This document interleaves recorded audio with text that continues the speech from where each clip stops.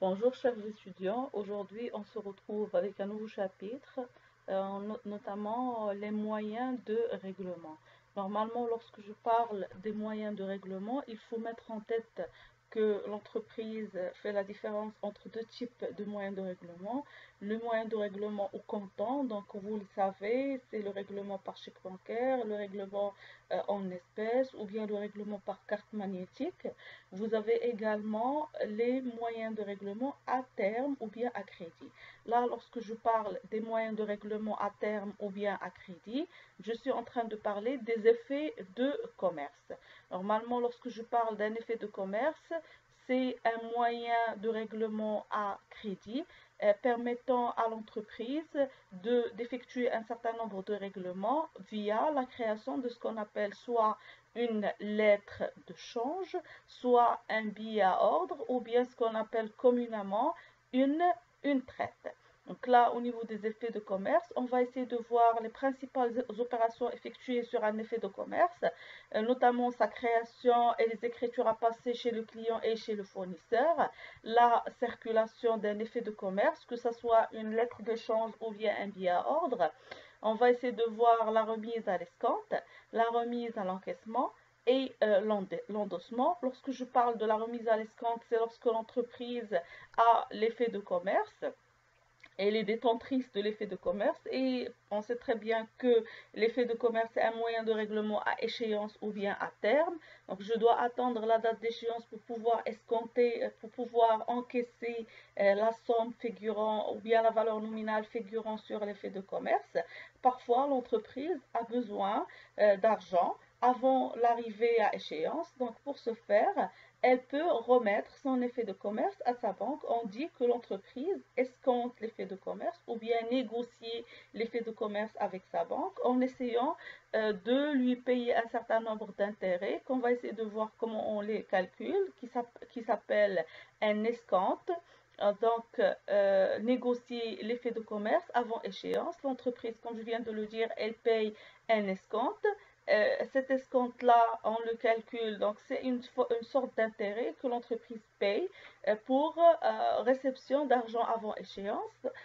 Donc, on le calcule de la période, de la date du dépôt de l'effet à la banque ou bien sa remise à l'escompte jusqu'à la date de l'arrivée à échéance de l'effet. Donc, et on a un certain nombre de calculs intermédiaires à faire qu'on va essayer de voir à travers un exemple chiffré.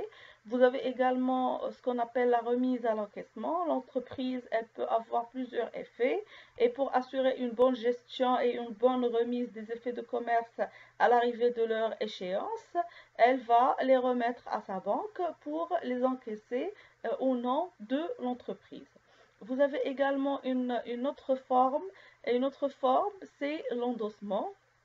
Lorsque je parle de l'endossement, c'est que l'entreprise, elle peut utiliser son effet de commerce pour régler un autre fournisseur en endossant l'effet de commerce. L'endossement, il vient du nom dos, en essayant d'écrire sur le dos de l'effet de commerce le nom du nouveau bénéficiaire.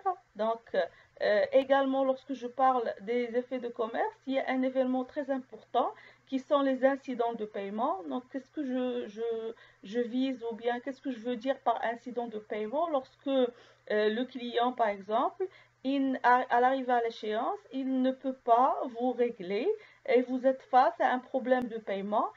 La question qui se pose, donc, qu'est-ce que vous pouvez faire avec votre client, notamment dans le cas où vous avez déjà remis votre effet à l'escompte, vous avez cédé à l'escompte, vous avez cédé votre effet à la banque, il n'est plus en votre possession, ou bien vous avez endossé, c'est-à-dire vous avez réglé une autre créance, une autre dette avec un effet de commerce. Là, la question qui se pose, qu'est-ce que vous allez faire avec votre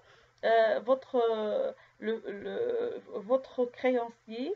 Et là, on va essayer de voir quelles sont les différentes opérations à réaliser. Donc, je ne vais pas essayer de faire un cours, mais je vais essayer de faire de passer par les différentes opérations à travers un exemple chiffré. Donc là, vous avez la société Extralec, entreprise industrielle. Il a effectué les opérations suivantes. Donc, je vais essayer de faire une chose, lire au fur et à mesure, et avec chaque opération, on va essayer de répondre à la question. Donc la question posée, la voilà, étant d'analyser l'ensemble des opérations et de les passer au journal de l'entreprise Extralec. Donc voilà, donc je vais essayer de mettre à la fois le corrigé de l'exercice pour essayer de faire l'analyse. Voilà les opérations. Vous trouvez dans la première partie de l'image sur votre écran l'énoncé. Et dans la deuxième partie, vous allez trouver le corrigé. Donc, le 2.4, achat à crédit de matières premières à système SA de 25 500, remise 2%, facture numéro, TVA 20%. Donc, je rappelle, donc je vais essayer de faire à la fois des rappels sur la facturation et des rappels sur les effets de commerce à travers cet exemple-là. Donc, vous voyez là, on a à établir tout d'abord notre facture. Vous avez une remise de 2%. Donc, qu'est-ce qu'on fait? Généralement, on prend le montant hors taxe, qui est de 25 500, sur lequel on applique nos remises, nos réductions financières données au niveau de l'exercice. Là, on a une seule réduction financière qui est de 2%. Donc, 25 500 fois 510 fois 2%. Fois 2%, ça nous donne 510. Donc, on calcule par après ce qu'on appelle le net commercial. Donc, le net commercial, on le calcule par différence entre le montant brut et les remises. 25 500 moins 510, ça fait 24 990. On calcule notre taxe sur la valeur ajoutée. C'est tout ce qu'il y a au niveau de notre facture. Il y a la remise, il y a la TVA. Donc, on trouve notre net à payer. Voilà. Je passe à l'opération du 7.4.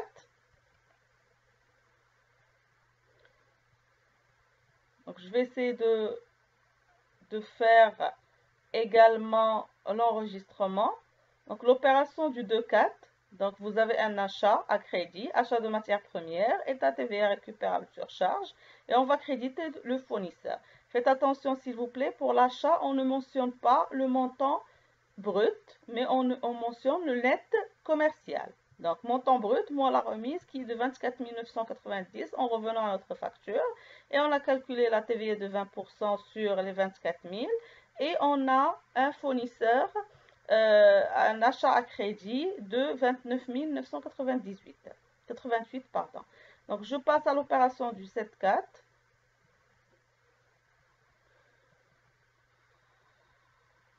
Voilà.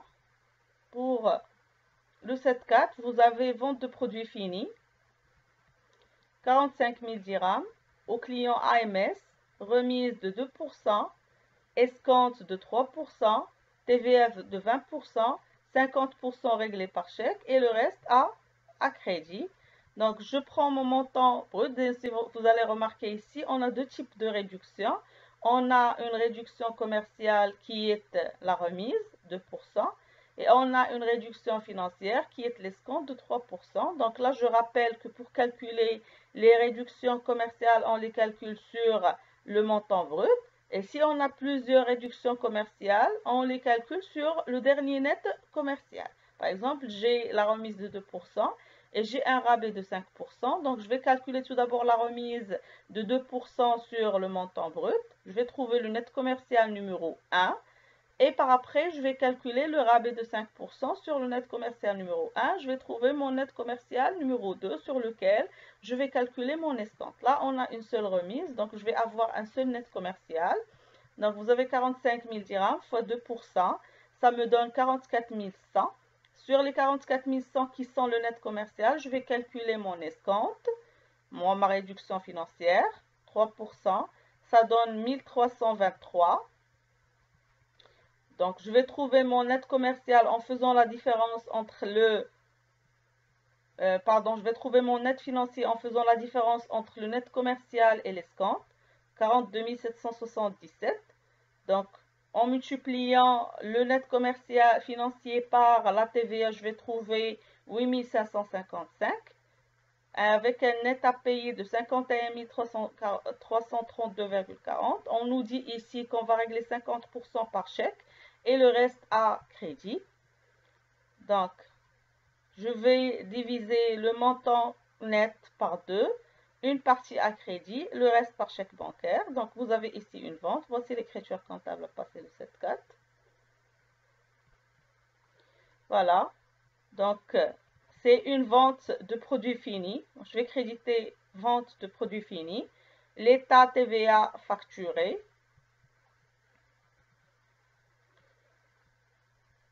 Et je vais débiter le compte banque parce qu'une partie va être réglée au comptant et une partie va être réglée à crédit en débitant le compte client. Donc, si vous allez remarquer ici, vente de produits finis, on l'a mentionné avec le net commercial. Faites attention s'il vous plaît. Et le montant de l'escompte, on va le créditer, c'est une charge pour l'entreprise. Et vous avez ici le montant de la taxe sur la valeur ajoutée. Si vous additionnez les montants au débit, vous allez trouver les mêmes montants à crédit.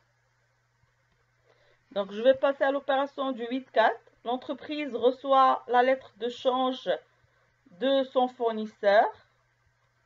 Système. Échéance 15. Le 15-5.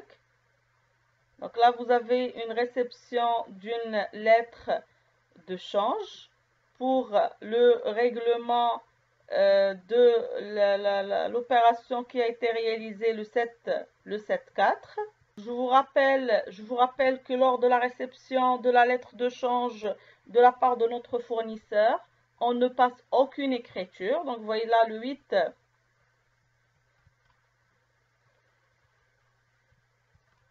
Le 8-4, donc il y a une erreur, on a juste une erreur de date. C'est le 8-4, voilà. Le 8-4, on ne passe aucune écriture. Au moment de la réception de la lettre de change, on ne passe aucune écriture. Et on va attendre jusqu'au 10-4. L'entreprise retourne la lettre de change acceptée. Donc, je vous rappelle ici que l'émission de la lettre de change, il y a deux moments. Lorsque votre fournisseur vous envoie la lettre de change, c'est ce qui a été fait le 8-4. On ne passe aucune écriture. On ne passe l'écriture qu'après acceptation et signature de la lettre de change, comme quoi le client s'engage à payer le montant restant par un effet de commerce, la lettre de change. Donc, on attend la date de l'acceptation pour passer l'écriture comptable. Donc, si on va revenir vers notre opération, vous avez un montant à crédit AMS de 25 666. C'est le montant qui va être réglé par la lettre de change T30. Donc, on va créditer le compte client et on va débiter le compte client effet à recevoir. Voilà, client, effet à recevoir et le compte client pour le règlement de l'opération du 15-4 du client AMS en règlement du solde de la facture. Donc, je m'excuse, j'ai sauté une opération. L'opération du 10-4, l'entreprise Extralec. Donc, l'entreprise Extralec, c'est en relation avec l'achat.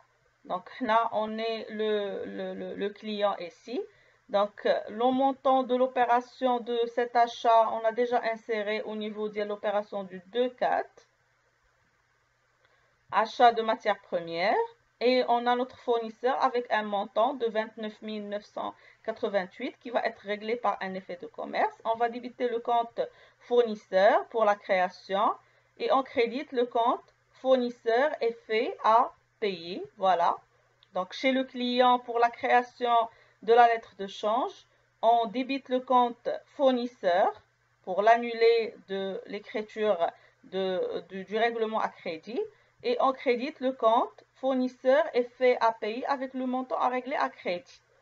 Donc, vous voyez là, au niveau de l'opération du 10-4, le 15-4, le client AMS, donc qui est notre client auquel on a vendu on a fait une vente, le 7-4, et il a envoyé un billet à ordre en règlement du solde de sa facture. Donc, quelle est la différence entre la lettre de change et le billet à ordre?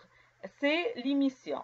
Les deux, ce sont des effets de commerce, des moyens de règlement à crédit, mais la lettre de change, elle est émise par le fournisseur envoyé au client pour acceptation, alors que le billet à ordre, c'est un effet de commerce souscrit par le client dans lequel il fait une reconnaissance de dette. Vous me devez, pardon, une somme X. Et il l'envoie à son fournisseur.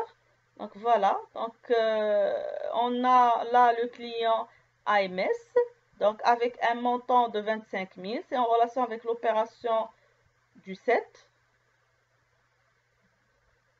Voilà, le 7-4, c'est le client AMS. Donc il nous doit 25 666. Il a envoyé une lettre, un billet à ordre, donc comme quoi il reconnaît, il veut régler avec un moyen de règlement les faits de commerce. Donc on va débiter client effet à recevoir et on va créditer le compte client. Donc vous voyez là, les deux écritures, celle-ci et celle-là, les deux sont relatives à la création d'un effet de commerce. La différence, elle figure dans la comptabilité du client. Et là, il figure dans la comptabilité du fournisseur. Donc, vous avez ici le client qui a une dette vis-à-vis du fournisseur. On va débiter le compte fournisseur pour l'annuler. Et on va créditer le compte fournisseur effet à payer. Et là, vous avez auprès du fournisseur, vous avez le compte client qui a été crédité, qui a été débité, on va le créditer pour l'annuler. Et on va créer le compte client effet à recevoir avec un montant de 25 666,20. Donc, je passe vers l'opération du 16-4. Vous avez ici la présentation du billet à ordre. Donc, ce billet à ordre qui a été créé le 15 d'un montant de 25 666,20 à l'escompte auprès de la BMCE. Donc, l'entreprise, elle a besoin de l'argent avant l'échéance, lié le 15-5.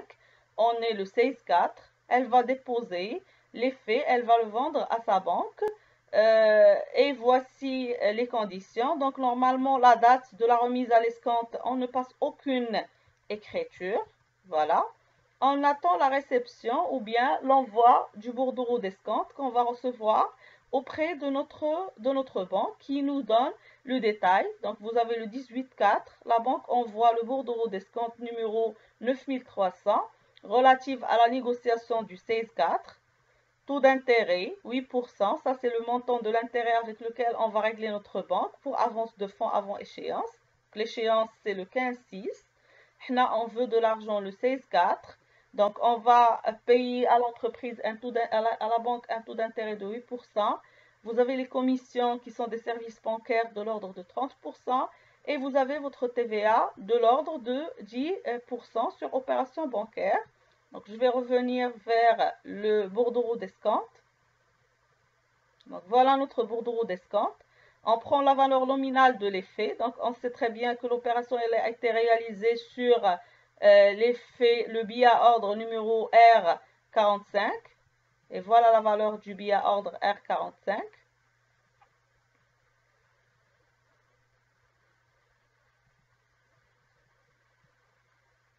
Voilà. R45, c'est 25 666,20. On a un taux d'intérêt de 10%, donc je reviens vers l'énoncé pour vous montrer comment on a fait le calcul.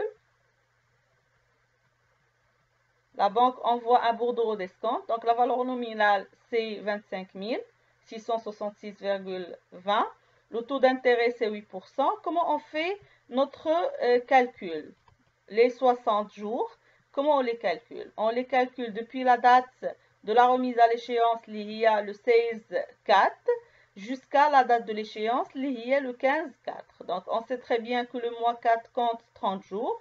Donc, c'est 30 moins 16 plus 31 jours de mai, du mois 5, plus les 15 jours, ça nous donne 60 jours. Voilà. Donc, voici le total. On a les 16 jours du mois 3. Donc, on a fait la différence entre 31 moins 16. ça fait 14 jours. Mai, 31 jours. Et 15 jours du mois 6. Donc 14 plus 31 plus 15, ça fait 60. Et là, je vais calculer mon intérêt. Donc, on sait très bien la formule du calcul de l'intérêt, c'est la valeur nominale fois le taux, fois le nombre de jours sur 360. Pourquoi 360? C'est l'année comptable. Elle compte 360 jours. Donc, ça nous donne 342,22. On a une commission de 30 dirhams. On calcule notre AGO. L'AGO, il est égal à quoi?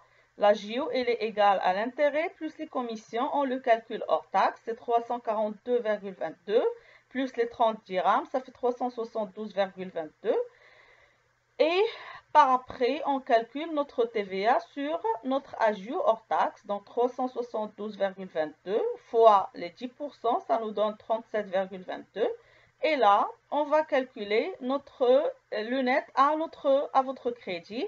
Donc, quel est le net à votre crédit? Normalement, c'est la différence entre les 25 666 moins les intérêts, moins les commissions, moins la TVA. Ou bien, autrement dit, c'est la valeur nominale liée 25 666 moins 20,20 moins la JOTTC liée à 409,44. Ça nous donne un net de 25 256,76.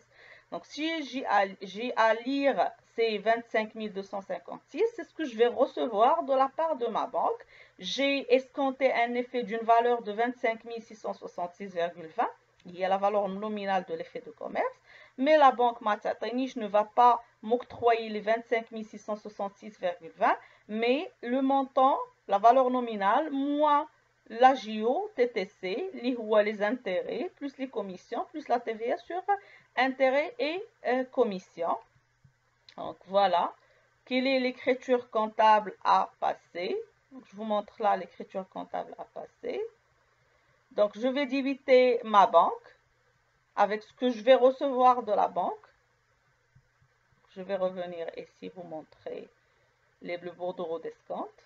Voilà. Ce que je vais recevoir de la banque, le net à votre crédit, au débit du compte banque. Je vais débiter le compte service bancaire du montant de la commission. Voilà la commission. Elle est de 30 dirhams. Donc, je vais mettre mes 30 dirhams. Et je vais mettre le montant de l'escompte ou bien l'intérêt dans le compte intérêt des emprunts et dettes, 342,22. Voilà. Et je vais mettre le montant de la TVA sur la GO, il y a 72,37,22, pardon. Et là, je vais créditer le compte crédit d'escompte avec la valeur nominale de l'effet. Donc, crédit d'escompte avec la valeur nominale de l'effet. Et je vais débiter la banque parce que je vais avoir un encaissement d'argent avec le net que la banque va me verser, lié à la valeur nominale, moins le service bancaire, moins les intérêts, moins la TVA, c'est 25 256,76. Je vais revenir vers mon énoncé, faire la suite. On est vers le 24, vente de commande de produits finis. Voilà, le 24, on a une vente d'une commande de produits finis au client Azza. Montant brut 60 000 dirhams, rabais 5%, remise 10%, escompte 5%, TVA 20%. Vous avez 50% réglé par chèque, le reste par souscription d'un billet à ordre, échéance le 30, le 35. Donc vous voyez là, vous avez deux remises, deux réductions commerciales, un rabais de 5%, une remise de 10%. Donc c'est l'occasion de voir comment on fait ce calcul-là, le calcul de différentes remises ou bien de différentes réductions commerciales par cascade. Donc on prend notre montant brut, les Houa 60 000 dirhams. Je vais calculer tout d'abord la première réduction commerciale, le rabais sur le montant brut. Donc 60 000 fois 5%, ça fait 3 000, ça nous donne le net commercial numéro 1, 57 000. Donc je vais multiplier par la remise de 10%. Donc je vais avoir 5 700. Je vais trouver mon net commercial numéro 2 en faisant la soustraction entre le net commercial 1 et la remise, 57 000 moins 5 700. ça fait 51 300. Sur le dernier net commercial, je vais calculer mon escompte de 5%. Je vais avoir 2565. Par après, je vais avoir mon net financier, il y a la différence entre le net commercial et l'escompte, de 48 737, fois le montant de la TVA, ça fait 9 747. Et là, je vais trouver mon net à payer en additionnant le net financier avec le montant de la taxe sur la valeur ajoutée. Donc, vous voyez là, l'opération va être réglée 50% au comptant par chèque bancaire et 50% par une souscription d'un billet à ordre. Vous voyez là l'écriture que je vais passer pour le 24. Donc, je vais débiter le client.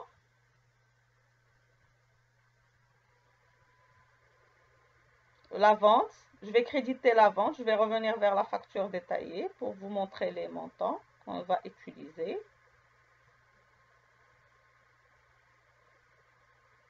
Voilà, vous avez la vente de produits finis.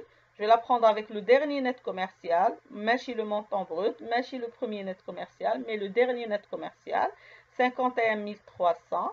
Donc, vous avez le montant de la TVA de 9 747.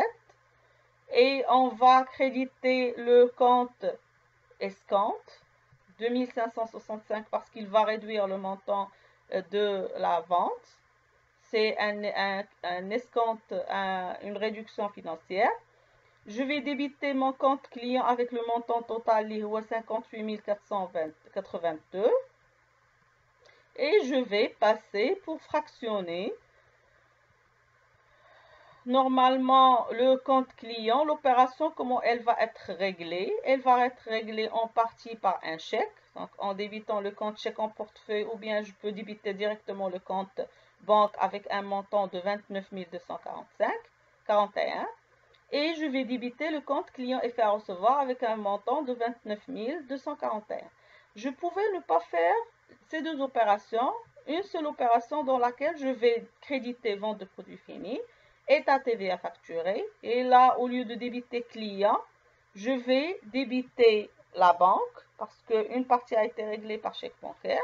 Et je vais débiter client effet à recevoir avec 29 241 et je vais débiter le compte escompte accordé. Donc là, ça a été fractionné juste pour vous donner plus de détails sur l'opération. Voilà, je vais revenir vers mon énoncé pour voir la suite. Donc, vous avez le 25.4, extra-lec, endosse le billet à ordre numéro 15 au fournisseur Arachide en règlement d'une vente du mois. Donc, je vous rappelle que l'endossement est une opération qu'on peut effectuer sur un effet de commerce. Cette opération consiste en l'utilisation de l'effet de commerce comme un moyen de règlement. Moi, je dispose de l'effet de commerce. Je peux l'utiliser pour régler mes fournisseurs en l'endossant, en inversant vers le dos de l'effet de commerce. Je vais mentionner le nom du nouveau fournisseur. Donc, il s'agit du billet à ordre R45, 15, pardon. Je vais essayer de chercher l'effet de commerce R15, son montant étant égal à, voilà, l'effet de commerce R15, avec un montant de 29 241. Donc, l'effet de commerce que j'ai sur mon client ESA, je vais l'utiliser, moi, en tant qu'entreprise extralet pour régler mon fournisseur Rachid. Donc, pour ce faire, je vais débiter le compte fournisseur avec le montant de l'effet, 29 241, et je vais créditer le compte client effet à recevoir avec un montant de 29 241. Donc, ma vidéo prend fin. J'espère que j'ai arrivé à répondre à quelques interrogations de votre part. Merci de votre attention.